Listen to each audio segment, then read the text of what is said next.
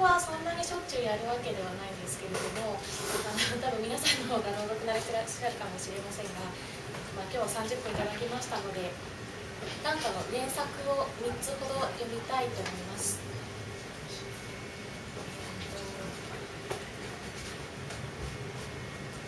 まずは、ここにちょっと置かせていただいたんですけれども、ノーザンラッシュという最近出した冊子から20首ほど短歌を読みたいと思います。これは友達の服部真理子ちゃんということを2人で作ったもので、1回目は、私横浜出身、横浜に住んでるんですが、横浜に爬虫類カフェという爬虫類をたくさん壁中に飼っているカフェがあって、そこのカフェに2人で行って、でそこで作った短歌20首です。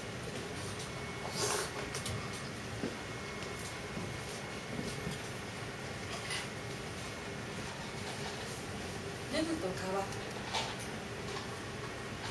人間に育てられたる上顎が今かぶりつくトマトの水に、自意識の鱗きらめく頃合いを私ばかりの水槽に浮く、恋しさに満ち欠けありて脱ぎかけたストッキングが足首にある。皮脱ぐとまた皮のある悲しみの関東平野中ほどの夏、皮脱ぐとまた皮のある悲しみの関東平野中ほどの夏、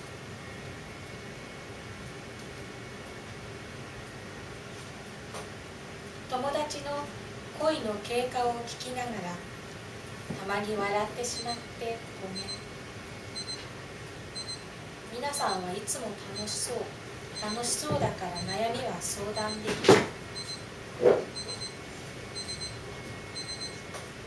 私変温動物だから灼熱の打ち明け話ほとほと増えてる。冷徹に行きたい丸がひくつかせ横断歩道を渡りきるなり、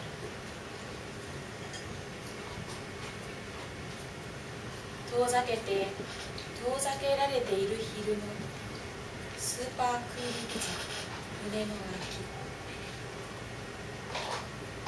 遠ざけられている昼のスーパークールビズ胸の脇、心かつかかとカツカツ、ハイヒール履けばこの世はいよいよ悲しい。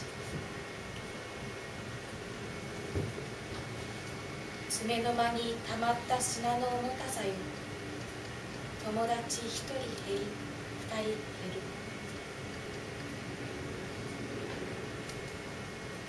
てらてらと光でやまず私より先に脱皮をした友達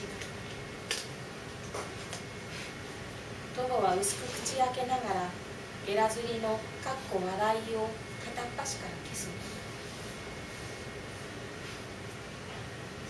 気丈さを演出すれば嬉しそうですねと言われたり、別れ際控えめな嫌味だったな、甲羅越しに触れるくらいが精一杯に。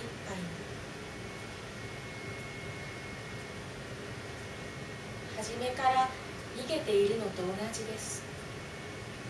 昼の広場に放たれて我ら、ザッと動きザザザッと動く前足が悲しみの確信をかすめつぶ。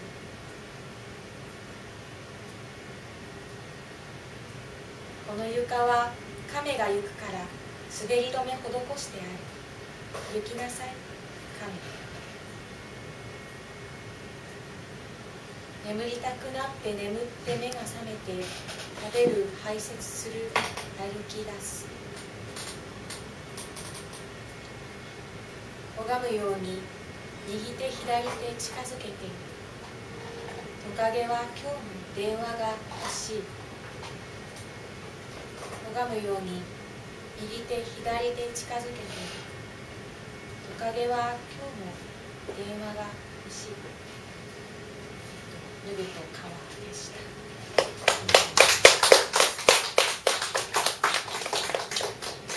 次に、彼女の部分という原作を読みたいと思います。いらした方が今いないと思うんですけど、2011年の秋10月頃ですかね、開かれた言葉のポトラックというイベントがありまして、詩の朗読イベントだったんですが、その時のために書き下ろしたものです。先ほどは短歌だけでしたが、今度は短歌と散文が混じったような形で読みたいと思います。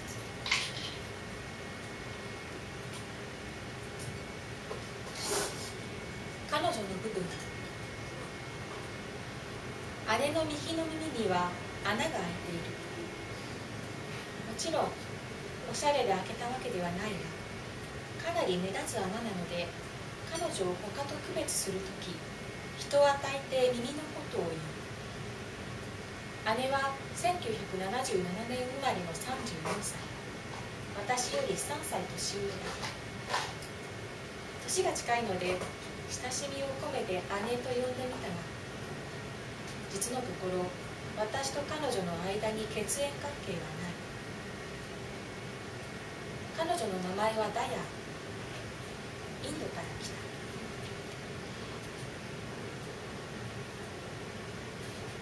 ヒンディー語で慈悲を意味する名前なり、体揺らして膝刈りに立つ。ヒンディー語で慈悲を意味する名前なり、体揺らして膝刈りに立つ。誇示するでもなく見せている。仲間との喧嘩で開けた右耳の穴。今年3月の末、例年通りダヤンの身体測定が実施された。体重計には毎日乗っているが、身体部位の長さを測るのは年に一度だけ。4人の人間が寄ってたかってダヤを囲む。測る人1人、抑える人2人、数値を記録する人1人。巻き尺は右に左に巡らされ、かごめかごめの中の一日。巻き尺は右に左に巡らされ、かごめかごめの中の一日。ダヤーの耳は横幅55センチ、縦幅76センチある。顔の横に耳はあるなり、風吹けば少しうるさし、はためく耳は。友達の声は聞き分けられるから、どんな密林でも迷わない。人混みで誰かが語る。ロボットが涙腺を持つ未来のことを。後ろ足のサイズは29センチと意外に小さいが、前足はさすがに40センチもある。体重は4200キロ。まともに踏まれたら人間なんてひとたまりもない。音もなく悲しみ積んでくる像に誰も背中を向けてはならぬ。柔らかきアウラは感知するという。午後の豪雨を遠き戦を。腹部を測るときは彼女を挟んで2人の人間が立つ。1人が巻き尺の先端をダイヤの背中越しに舐め上げ、もう1人にパスをする。受け取った方が今度はお腹の下に巻き尺を通しぐるりと一周させる。そのようにして測ったダヤのウエストサイズは471センチ。とはいえこの数値はだいぶアバウトなものらしい。息を大きく吸った時と吐いた時とでは1メートル以上も値が変わってしまう。何年も何年も測り続けてようやく大まかな成長過程が把握できるのだという。ほどけたり変わったりする経線をよろめきながら数値が進む。なだらかな背中かすかに波打たせ等身大の思いを語る。なだらかな背中かすかに波打たせ等身大の思いを語る。気になる鼻の長さだが、今年の記録にはなぜか鼻の数値が書き込まれていない。意地っ張りで調教嫌いの彼女は巻き尺を長い鼻で巻き取って抵抗したらしい。異国暮らしはもう慣れたけど、イライラと伸びて丸々彼女の部分。本質の見えがたければ鼻先で確かめている枝葉の硬さ。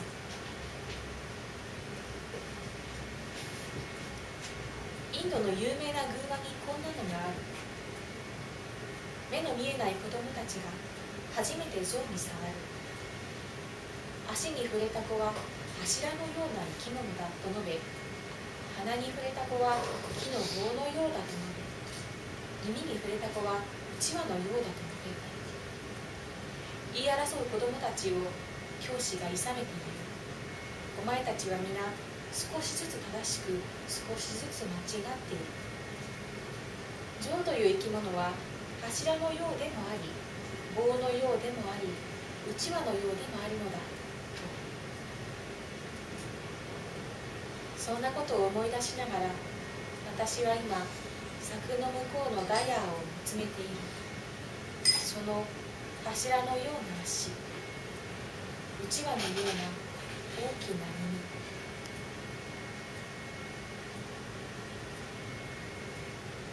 バキバキと今日の昼毛を飲み下す。まつげの下の目を潤ませて。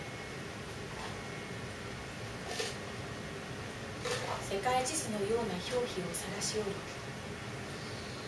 世界はシワと毛でできている。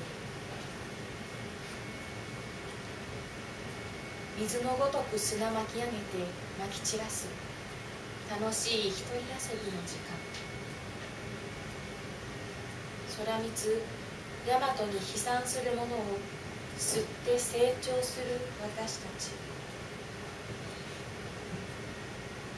子供らはわっと駆け寄り、口々に褒めそやすなり象の巨体を。聞き取ってほしいあなたに、よるべない私が触れた象の印象。測る人一人、抑える人二人、数値を記憶するのが私。ボールペン軽く握って、降り立ったところはいつも初めての土地。ボールペン軽く握って降り立ったところはいつも初めての土地。彼女のことでした。これ2011年の、10月頃なんですが、2011年当時、私は東京都内のとある業界新聞社で勤めていたんですけれども、震災の後やっぱり関係者の安否確認であったり、それから放射線量の計測についての話とか、新聞の紙面が震災関係の記事一色になってしまった時に、ちょっと違うタイプの記事も載せたいねっていうことになって、同僚がまとめたのがこの上野動物園のダヤの身体計測についての記事でした。でその年の10月に言葉のフォトラップに出演することになって、結構何をそういう時に読んでいいんだろうって迷っていたところがあったんですけど、たまたま会社の新聞を出すプリンターの横に裏紙がいっぱい積んであったんですけど、ちょうどこうひっくり返したらそこにインド像の絵が描いてあって、ちょうど半年前の新聞のゲラがたまたま一番上に載ってたんですね。でそれを見た時に、あ、これを短歌にしたいなってその時思って、で朗読会まで10日ぐらいしかなかったので、そこから上野動物園に行って急いで取材をして、で朗読会の本当に裾のところでこう短歌を直してギリギリまで成功して作ったっていうのが今の感情でした。震災から、3年経ってその時の気持ちと今の気持ちっていうのが同じ部分もあるし違う部分もあって、今改めて読むっていうのもちょっといいかなと思って読ませていただきました。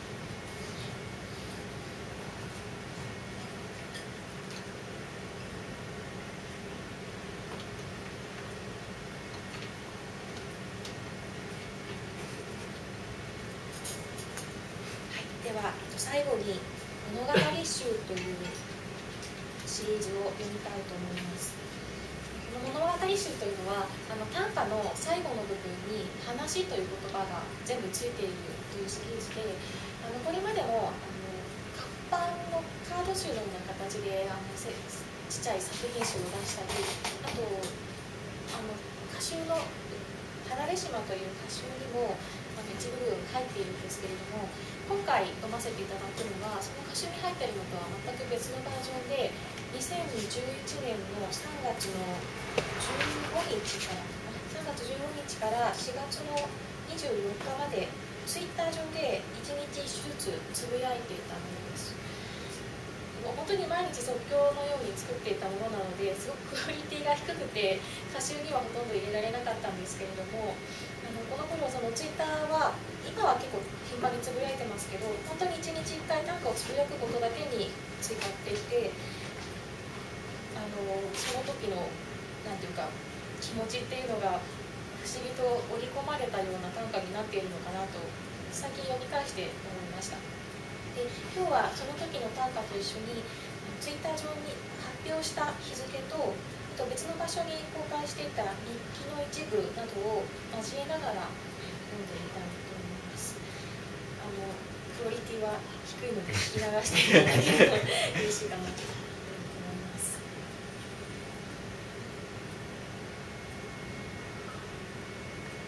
物語集2011年3月15日から4月24日。3月15日、日記より東海道線も横須賀線も今日は動いた。行きはかなり遅れていたのだけど、やっと来た電車がガラガラでちょっとビビった。会社で普通に仕事、昨日出社できなかった分いろいろ溜まってしまっていた。夜、渋谷区勤労福祉会館の K さんから電話。当分会議室の貸し出しを見合わせるとのこと。予約していた分も4月まで全部キャンセルになった。さまよる歌人の会もひとまず中止にします。いつ開催できるかわからないけど、予定が決まったらすぐ連絡します。次に開くときはめちゃくちゃ面白い会にします。ごめんなさい。で、書いている今、また地震があった。ちょっと強め。全然関係ないけど、帰りの戸塚駅、後ろで電話していた男の人が「本当にプッチョでいいの？何味？」と言っていて思わず笑ってしまった。奥さんに何か買って帰るものはないかって聞いたらしい。連なって尾根を行くとき、先頭の兄が晴れ晴れ語った話。連なって尾根を行くとき、先頭の兄が晴れ晴れ語った話。3月16日、計画停電の余波で母の精密検査が延期になる。つり革の縁くぐり抜け、夕映の端に触れたるこの手の話。3月17日、雨模様、唐草模様、縞模様、大風呂敷の漂える話。3月18日、日記より、家の方は昨日2回計画停電があった。計画停電に当たるのは3日連続だけど、夜に当たったのは初めて。母は暗闇で煮物を作っていて、だし汁とリンゴ酢を間違えて入れ、健康的であることは間違いがないからと言っていたが、意外にも普通に美味しかった。金井一郎さんの植物ランプを灯して晩ご飯。明るい。これを実用で使うことになるとは思わなかったの。あと月、すごい。この日はスーパームーンですごい明るい満月でした。3時間も暗いままだと何をしていいか分からず、あと20分というところで異邦人母のお箱を歌いながら体操という謎のコーナーを。ずっと停電していて寒い人たちはこんなものじゃなく辛いよねとしみじみ言い合いつつも、それなりに笑うべきポイントを拾いながら乗り切っていかなくてはと思う。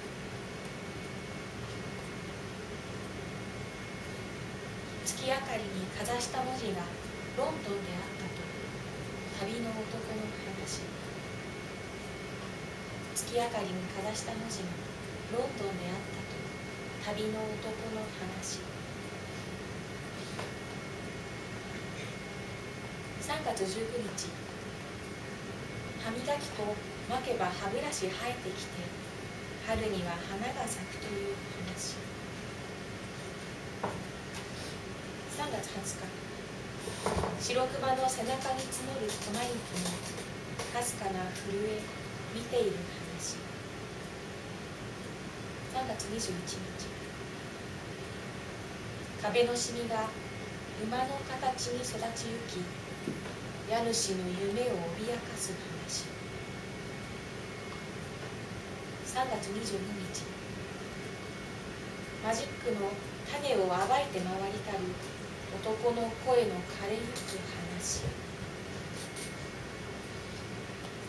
3月23日、入り口を指してみたくてさみどりのピクトグラムが泣きたる話。3月24日、羽毛布団に先客がいて、ひとまずは湿った胸を重ねる話。3月25日、ドリブルのリズムが言葉、手から手へボール渡ってせわしき話。3月26日、マレーバクの白い部分を手洗いし、干して再び履かせた話。3月27日、鼻と耳は同じ一つの穴ですと耳鼻科の医師のありがたい話。3月28日、私なら必ず書いた法一よ、お前の耳にぴったりの話。私なら必ず書いた法一よ、お前の耳にぴったりの話。3月29日、帰宅すると病名が確定した母がソファーで眠っていた。寝顔が異様に美しかった。目を開ける妻、開くドア、笑い出すあなた。すべては今夜の話。3月30日、脇道にそれては戻り、日の暮れにようやく橋を渡った話。3月31日、回転ドアは万華鏡めき、父も母も回り続けていた日の話。4月1日、レフリー風花。誰一人騙しおおせたことのない私が放つとっておきの話。4月2日、日記より。これほど短歌が松明のように見えたことこれまでなかったか。しりとりに負けたあなたは「ん」の口のままで流した涙の話。4月3日、丸写しさせてもらった宿題の「あいえうおうお」リズム良き話。4月4日、唐突に書が入りました。ひた走る若い女の走りつつ蚊になびかせてゆく春を越えれば夏の T シャツに汗はにじんで薄れゆく記憶を描く水彩の薄紫の坂道を走り続ける女の話。4月5日、5カ国語を操りながらふるさとを求め続けた女優の話。4月6日、見つけたと叫ぶ場面で連載の途切れたるまま2年経つ話。4月7日、ナショナルジオグラフィックのサイトでパキスタンの記事を読む。大体ほぼ実話です。三日月と星と光れるさ緑の国旗はためくパキスタンに雨降り続き水あふれアマトの村をさらう頃、地を追われたる1万の雲たちがその8万の足元で木々に這い上り、一斉に吐く雲の糸、枝に絡まり葉を覆い、巨大なる巣を編み上げて1万匹の雲たちがひたすらに待つ朝日の話。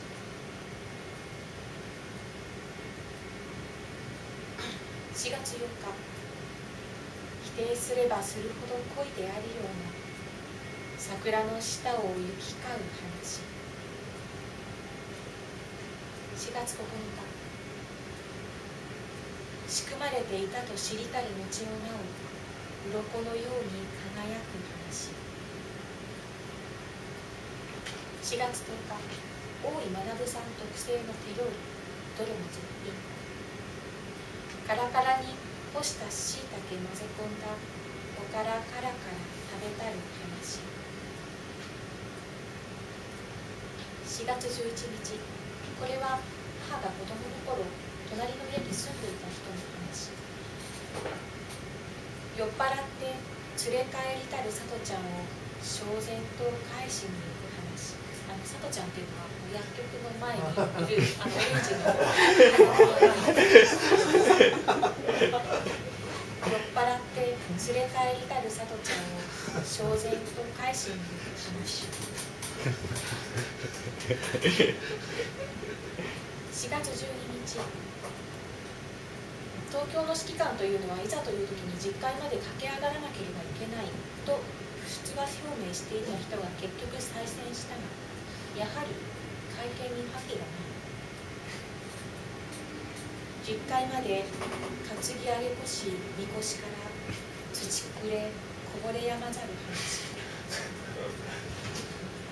これちょっとネットに流すとやばいかもしれない。4月13日、バス停が夜ごと夜ごとに移動して私の家に近づく話。これうちバス停まで10分以上歩かないといけなくて、すごい僻地なので願望を込めておきました。バス停が夜ごと夜ごとに移動して私の家に近づく話。4月14日、ATM の機械と2人きりになり途切れ途切れに続けた話。4月15日、スイッチの切る近いという音を展示してある小部屋の話。4月16日、日記より。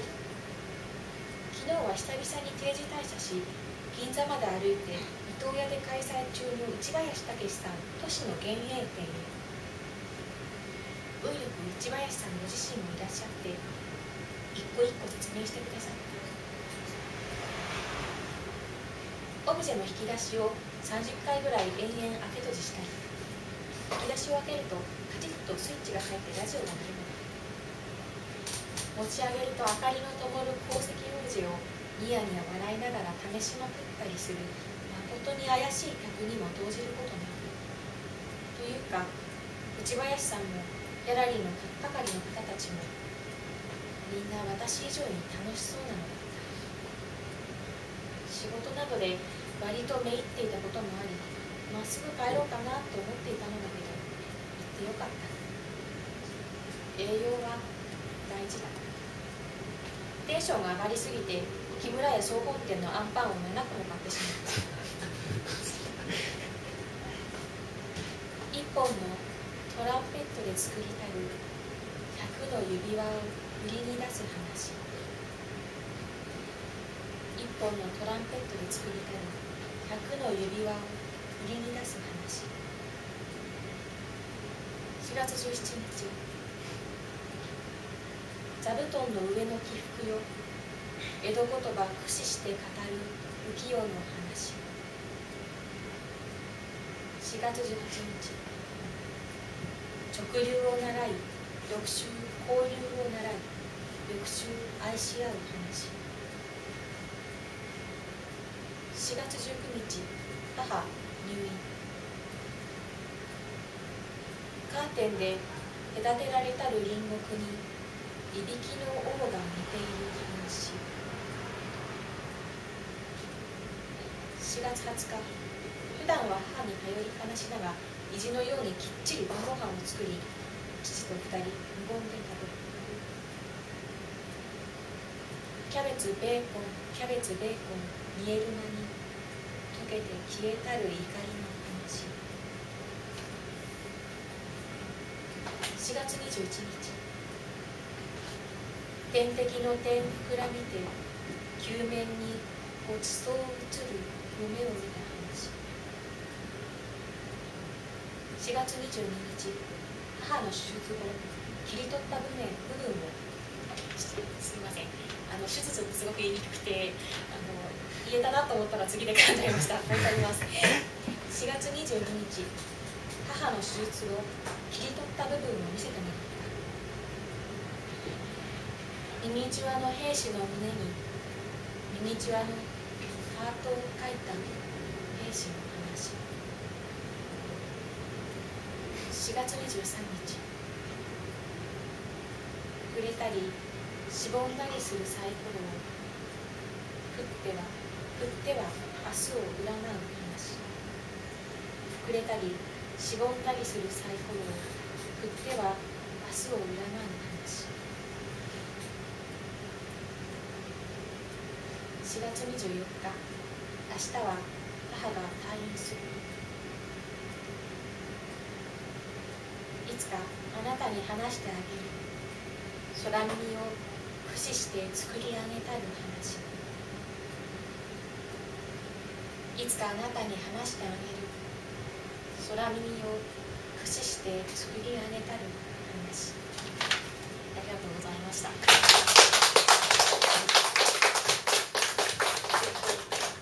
タリアンラーメンをお願いします。今そこにいます。はい、ありがとうございます。